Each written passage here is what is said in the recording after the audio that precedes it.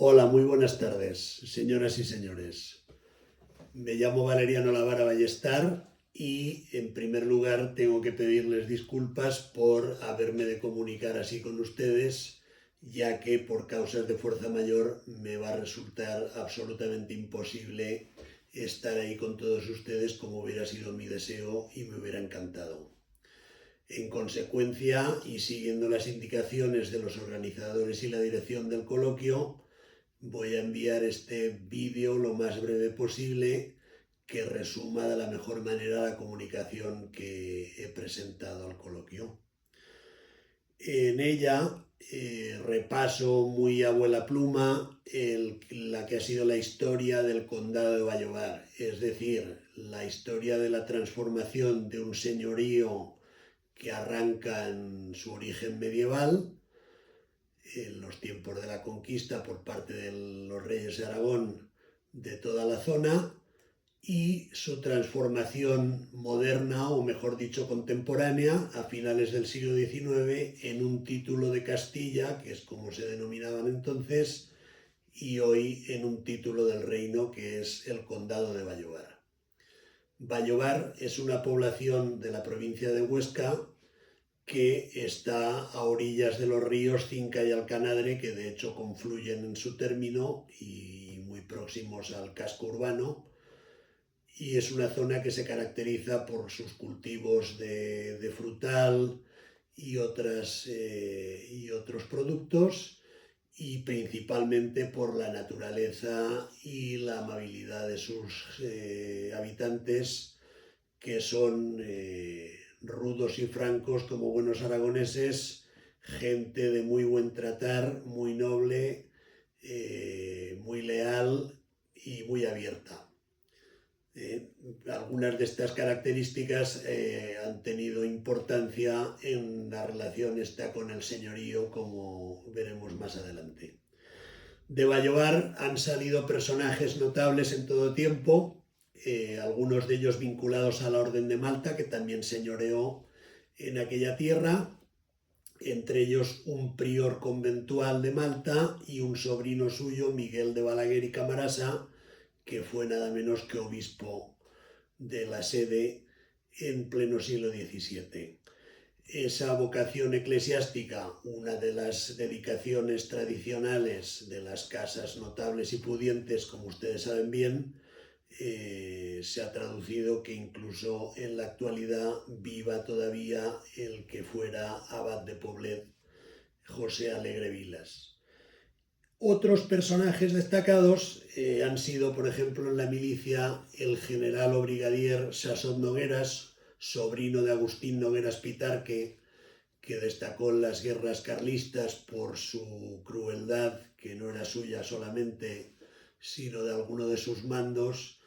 que se le conoce con el apodo de Mataviejas por haber decidido o instigado la muerte de la madre de su rival, el carlista Cabrera. El brigadier Sasot destacó en la Revolución Liberal de 1868 en el triunfo de aquella gloriosa y era uno de los líderes de la provincia de Huesca más destacados. También hay que nombrar a los hermanos Galiay, José, que aunque nació en Tamarite de Litera, lo podemos considerar vallovarino, y Francisco, que también nació en Zaragoza y murió en Madrid, pero es vallovarino de pura cepa. Este último era destacado militar y miembro del cuerpo jurídico, como don Fernando García Mercadal, que ha recogido su biografía en una de sus últimas obras, que trata precisamente de este cuerpo y de las personas y personajes que han destacado en él. Bien, como les digo, gente singular, de recia personalidad y un señorío que no debía ser fácil de ejercer. Un señorío que detentaron en lo más antiguo los propios reyes de Aragón, entre ellos Jaime I, pero que compartieron o delegaron o otras transacciones o incluso vendieron, y que hizo que pasaran también por ser tenentes de Vallovar los condes de Urgel, el linaje de los Cabrera, que nuestro directo amigo y director de la Matritense, Ernesto Fernández Chesta, ha estudiado bien, o los Moncada, que es otro linaje que señoreó en todo el Bajo Cinca, incluida Mequinenza, que aunque ya es provincia de Zaragoza, forma parte destacada de esta comarca, que es el Bajo Cinca actual, pues también fueron señores de Vallovar. Esto todo en la época medieval de los siglos XII al XV aproximadamente. Ya en el tránsito hacia la Edad Moderna se hacen con el señorío los Aragón, es decir, don Pedro de Aragón, hijo del arzobispo Fernando de Aragón y por tanto nieto del rey católico, y este, que enlazó con la casa de Gurrea, lo transmitirá por herencia a algunos sucesores suyos, entre los que destacan los marqueses de Coscojuela, que eran originalmente del linaje de los Moncayo. Luego, por venta más que por transmisión hereditaria, pasará ya en el siglo XVII, en la segunda mitad en concreto, a manos de los Pomar, otro linaje de infanzones aragoneses notables y con dominios patrimoniales importantes, que devendrían también marqueses de Ariño, y estos fueron los que se hicieron señores de Vallovar en este paso ya hacia el siglo XVIII y detentarían el señorío durante todo el siglo XVIII y más o menos la mitad del XIX. Son casi 2 siglos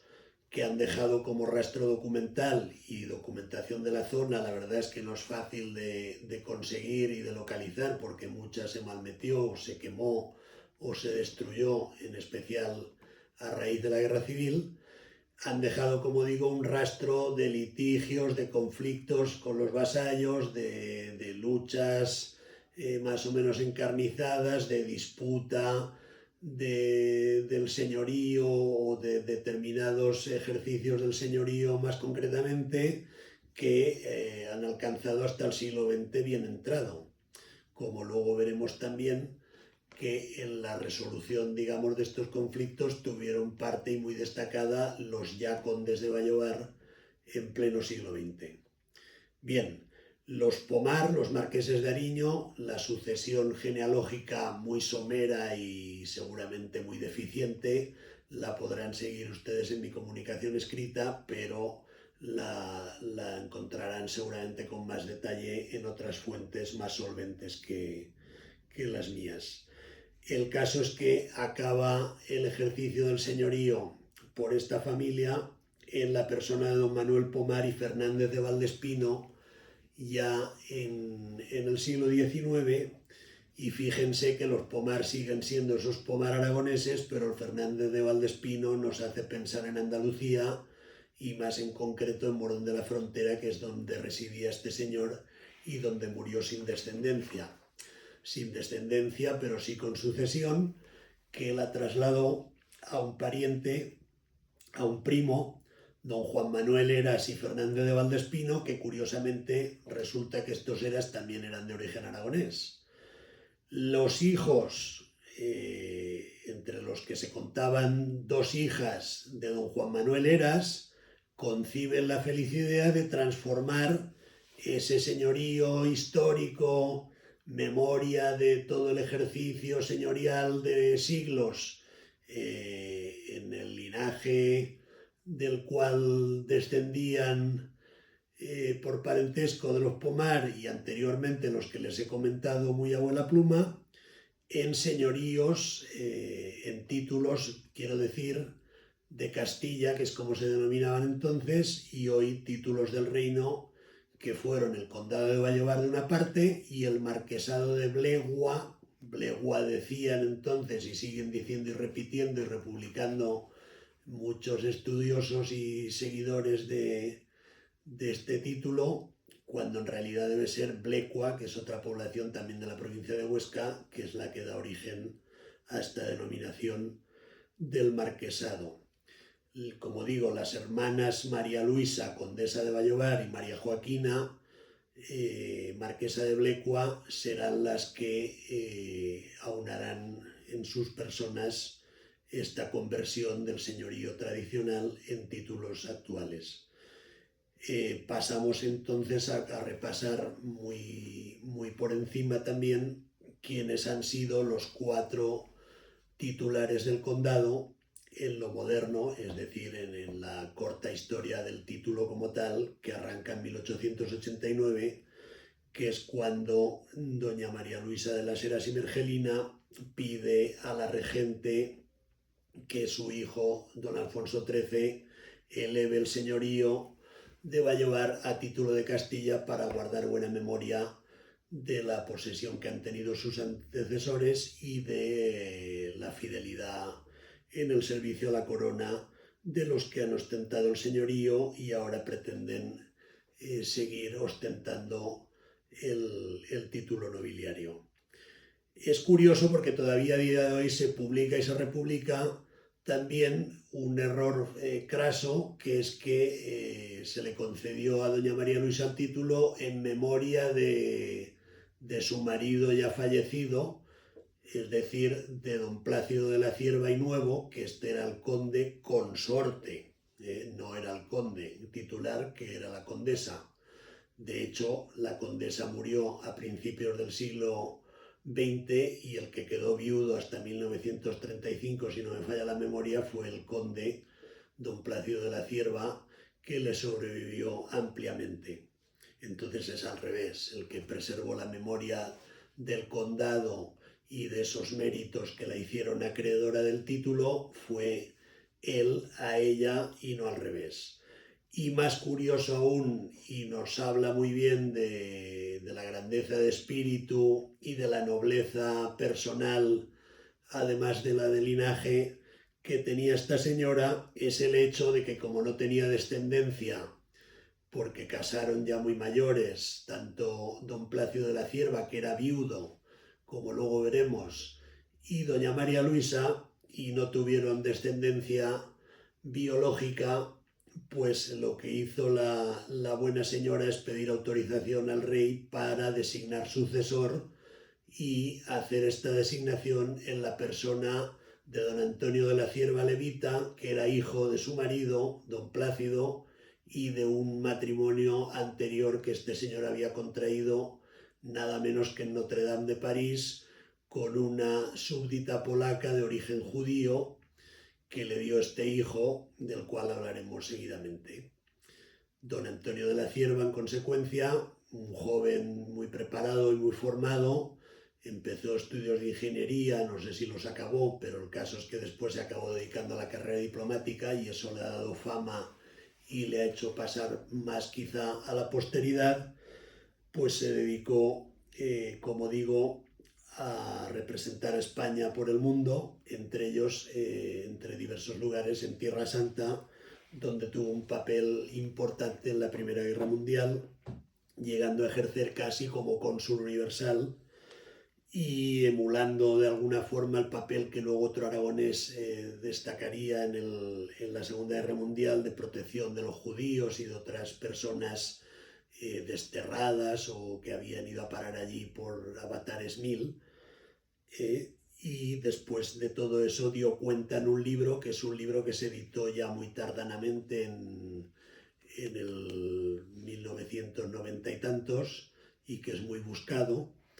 y en él se puede seguir pues la tarea de este diplomático, el segundo conde de Vallovar. Ya después del segundo conde le sucedió un nieto, que es el actual duque de Terranova, que fue el tercer titular del condado de Vallovar, título el de Vallovar, que finalmente cedió a un hermano suyo, que es el cuarto y actual titular, don Alfonso de la Cierva Moreno, casado y con descendencia y representante del título en este momento.